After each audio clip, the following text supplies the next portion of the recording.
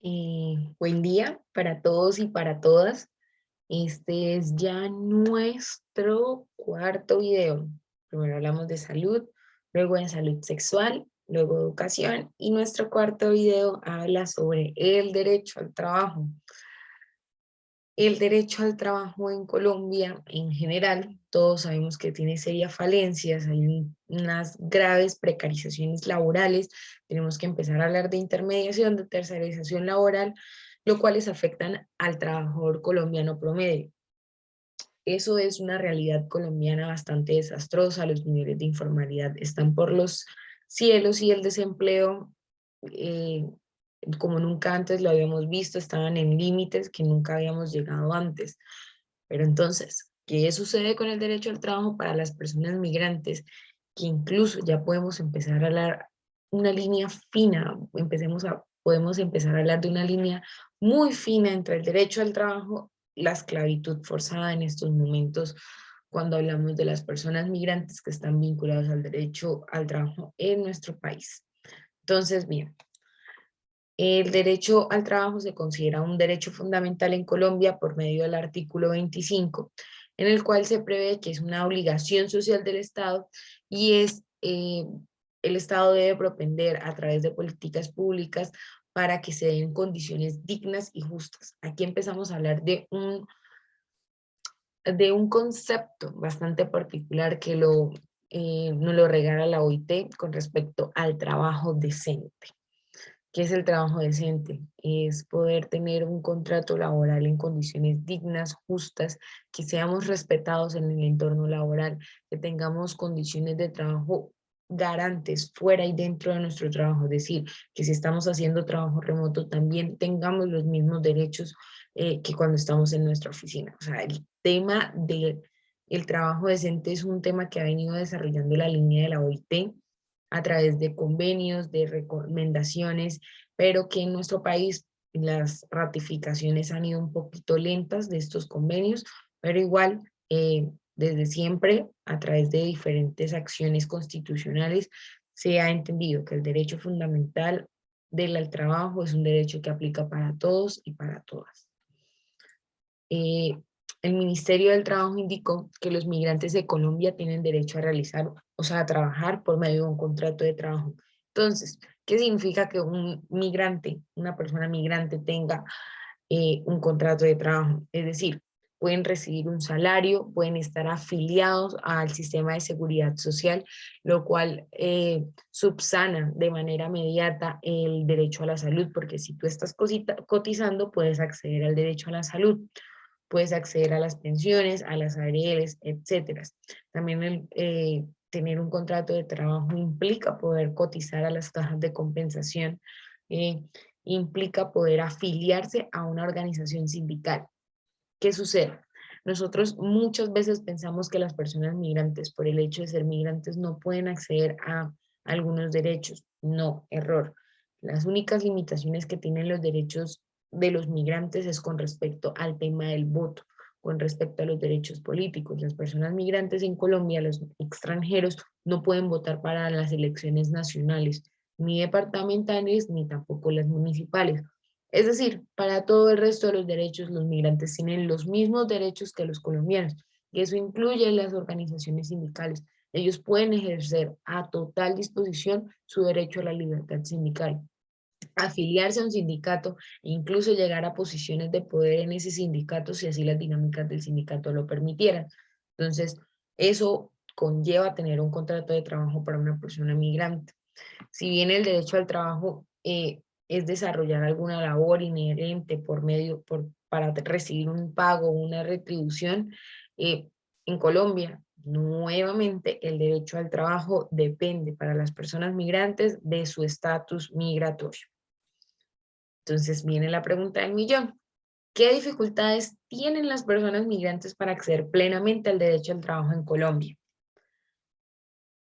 Hay unos obstáculos que son macros, que son independientemente de raza, género, de la etnia, de la edad, etcétera, pero que aplican para todas las personas migrantes en general. ¿Qué sucede? La falta de documentación exigida para la regularización de la situación migratoria hace que las personas migrantes, al no tener este tipo de documentos, sea casi imposible afiliarlas a los sistemas de seguridad social. Si tú no estás regulado migratoriamente, no puedes acceder a los sistemas. ¿Por qué? Porque así lo dispone la norma. ¿Qué sucede? Si no puedes acceder a los sistemas, ya empiezas a tener un deterioro severo entre tu derecho a la salud, tu derecho a la educación, tu derecho al trabajo. Imagínate trabajar, todas las personas que estamos aquí, trabajar muchísimo tiempo sin poder cotizar a los sistemas de salud y de pensión y de arreglo. Llega a pasar algo y no tienen ningún tipo de protección. Y eso se debe a la falta de documentación, a la falta de regularización de su estatus migratorio. La persona extranjera debe cumplir los mismos requisitos que un nacional para obtener una visa de trabajo. En teoría, en Colombia, un migrante no puede trabajar a menos que tenga una visa de trabajo. Que las disposiciones en Colombia hayan cambiado y hayan podido establecer que incluso una persona con PEP pueda trabajar, eso es otra cuestión. Pero en teoría ningún extranjero, ni siquiera migrante, ningún extranjero puede trabajar en el país si no tiene una visa de trabajo. Si no tenemos visa de trabajo, literalmente estamos trabajando como irregulares en Colombia si tú eres una persona migrante. Lo que buscan los nuevos decretos, los nuevos pronunciamientos es poder ampliar el término de visa de trabajo también a los documentos como el PEP, a todos los documentos que intenten regularizar la situación migratoria del extranjero en el país. ¿Para qué? Para que puedan acceder a trabajos justos, de calidad y decentes. Si tú no tienes una visa de trabajo y no eres un ciudadano con la situación regular, situación migratoria regulada, vas a tener un trabajo sin garantías, mal remuneradas y exponiéndote a peligros severos que pueden conllevar incluso en muchas situaciones a la muerte del trabajador. Realmente cuando vamos a retornar un momentico con respecto a la diapositiva anterior. La informalidad en nuestro país es altísima. Los niveles de no cotización al sistema de seguridad social son bastante preocupantes. Incluso hablan de una reforma, de una reestructuración al sistema de seguridad social porque no está sirviendo, está fallando. ¿Qué sucede? Si no empezamos a hablar de este tipo de temas con un enfoque de género, con un enfoque diferencial, no va a servir de nada. No va a servir de nada. ¿Por qué? Porque ignorar la realidad de que cientos de miles de trabajadores venezolanos andan por las calles, en Rapis, trabajando en restaurantes como meseros, de celadores, en unas condiciones infrahumanas, en condiciones en las cuales se exponen a peligros desde un accidente laboral hasta el hecho de que no pueden acceder a absolutamente nada para gozar de beneficios como la pensión, es un tema bastante complicado, bastante serio y que no le estamos dando el deber, el valor debido. Entonces, tenemos que empezar a hablar, a debatir sobre el trabajo decente, tenemos que empezar a hablar del trabajo decente en la población migrante y entender que ellos sí son parte activa de la economía del país, porque ahorita en estos momentos la población migrante que está trabajando de manera irregular sí se está convirtiendo en un motor para cientos de subeconomías, como por ejemplo la informal, por ejemplo la venta de vendedores ambulantes, la venta de personas de meseros, de trabajos informales. Entonces hay que empezar a tenerlos en cuenta. Estos obstáculos se tienen que superar de alguna manera, porque las actividades mal remuneradas, mal pagas, las sufrimos todos los colombianos, pero que además tengamos que sufrir de violencias, que las personas venezolanas tengan que sufrir de violencias a la no cotización, violencias por su discriminación, por la doble nacionalidad que en estos momentos están llevando, son temas que acomplejan cada día a los trabajadores venezolanos migrantes y a los trabajadores migrantes en general. Entonces, ¿qué sucede con las mujeres migrantes? Para nadie es un secreto que las tasas de informalidad en Colombia afectan muchísimo más a las mujeres que a los hombres. El desempleo en las 13 ciudades macros que siempre revisa el DANE es muchísimo más alto en las mujeres y en mujeres jóvenes que en los hombres. Con respecto a la población migrante, el desempleo y la informalidad les está pasando una mala pasada a las mujeres migrantes. ¿Qué sucede? Aparte de que son víctimas de discriminación laboral por su nacionalidad, ellas están siendo relegadas a tareas de cuidado y del hogar de una manera completamente irregular. Es muy común encontrar ahorita a mujeres venezolanas trabajando como empleadas de servicio doméstico, sin ningún tipo de trabajo, sin ningún tipo de contrato laboral, sin ningún tipo de garantía laboral, ningún acceso a ningún tipo de derecho. Entonces, las mujeres migrantes en estos momentos, aparte de que están siendo discriminadas laboralmente, también están siendo relegadas a tareas que de por sí siempre han sido eh, función de la mujer por el hecho del imaginario colectivo de que hay que las mujeres eh, estamos relegadas enteramente a la casa. Entonces ellas están asumiendo tareas de cuidado y del hogar de completos desconocidos para poder sobrevivir y sostenerse en este país. ¿Qué rutas, qué acciones, qué herramientas tienen las personas en general para acceder a justicia laboral? A la justicia laboral.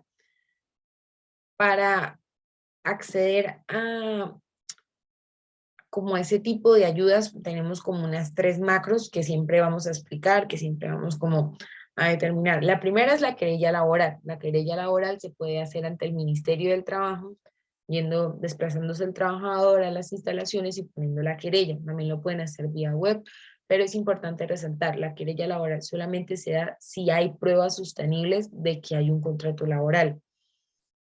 Es decir, aquí no podemos hablar de una querella laboral por medio de contratos de CPS, de prestación de servicios, o si no hay contratos, si te pagan al día, al destajo. Entonces, tienes antes de denunciar por manera de querella laboral, tienes que comprobar que sí tienes un verdadero contrato de trabajo.